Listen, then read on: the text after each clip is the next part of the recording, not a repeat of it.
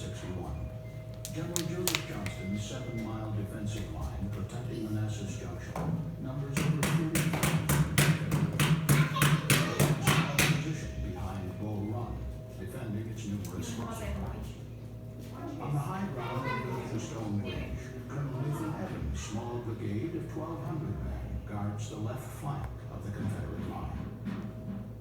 4 miles to the east, near Centerville, a slightly larger Union army prepares for battle. To avoid a bloody confrontation along Bull Run, Union Commander General Irvin McDowell plans to march almost half of his army around the Confederate left, ford Bull Run above Evans, and attack down the line of the Sudley Manasses Road.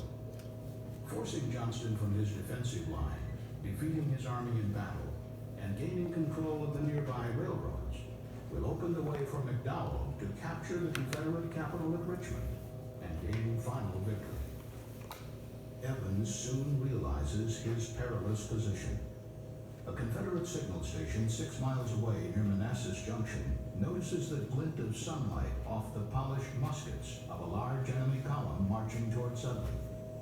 They send word up to Evans by flag signal. "Look out for your left, you are turned." Evans reacts quickly.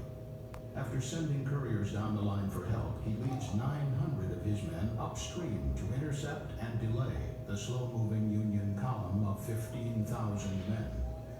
Halting briefly on the high, open ground near the Carter Mansion, Pennsylvania, Evans hurries over to block the Sudley Road. 9:30 a.m. The first of Colonel David Hunter's Union division splashes across Bull Run at Sudley Ford and enters the Sudley Road, to the startled faces of local Sunday churchgoers. Nearing Matthews Hill, the head of the column collides with Evans' troops, forcing the column to halt and deploy into battle lines. The battle erupts in crashing volleys of musketry and supporting artillery. Although 2 brigades of Confederates under General Bernard B. rush forward to Evans' support, the increasing Union numbers soon overwhelm B's and Evans' thinly stretched lines, forcing them to retreat. 2 additional Union brigades ford Bull Run above Stone Bridge and add their weight to the Union advantage. McDowell arrives on Matthews Hill and rides along his cheering troops, waving his hat and shouting, "Victory! Victory! The day is ours!" The dispirited Confederate troops flee past the stone house and seek cover on Henry Hill. There they meet commanding Generals Johnston and P.G.T. Beauregard, who plead with them to halt and reform. When all seems darkest for the Confederates, a fresh brigade of Virginians under General Thomas J. Jackson arrives on Henry Hill. When General B anxiously greets Jackson with the warning, "They are driving us," Jackson calmly responds, "We will give them the bayonet." Jackson deploys his men in a pine thicket along the southern edge of the hill, supported by 13 cannon. Jackson's determined stand on Henry Hill, blocking McDowell's path to Manasses Junction, will earn him his immortal nickname, Stonewall. 2 p.m. After more than 2 hours of preparation, McDowell finally issues orders to resume the attack. The artillery batteries of Captains James B. Ricketts and Charles Griffin lead the way to Henry Hill. Their 11 guns unlimbered near the Henry House, less than 300 yards from Jackson's artillery on the opposite side of the hill.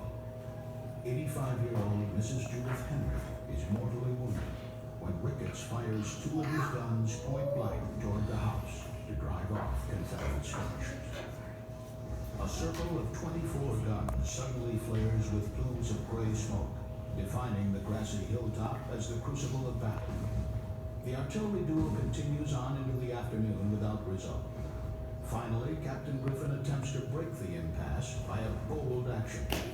He brings 2 of his guns to the far Union right in order to fire down Jackson's line of guns. But he can hold this isolated position for less than 10 minutes before being overrun by Confederate infantry. The capture of Griffin's guns marks the turning point in the battle. For the first time, Confederate forces seize the initiative. Jackson now rolls back his artillery and sends forward his infantry regiments against the remaining Union guns.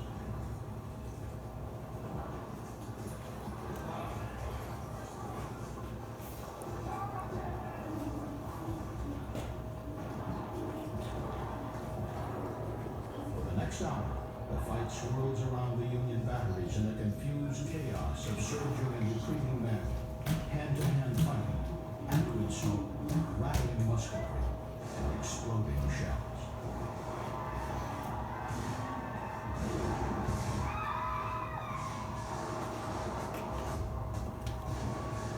By late afternoon, the fortunes of battle have changed dramatically. McDowell's forces now feel the weight of superior Confederate numbers. 2 fresh Confederate brigades arrive and strike the vulnerable Union right flank on Chin Ridge. Colonel Oliver O. Howard's New England Brigade attempts a delaying action along the ridge, but it is forced back as the Union position collapses. The retreat soon turns into a rout.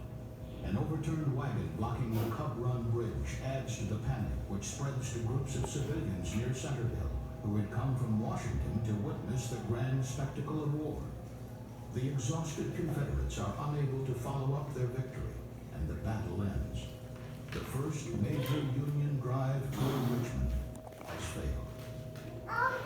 The losses at Manasses are sobering to both sides. War is no longer the entertainment of a Sunday afternoon. Both sides now begin the hard task of turning their raw, undisciplined soldiers into trained armies. The success of their efforts will extend the war 4 long years and eventually cost more than 600,000 American lives.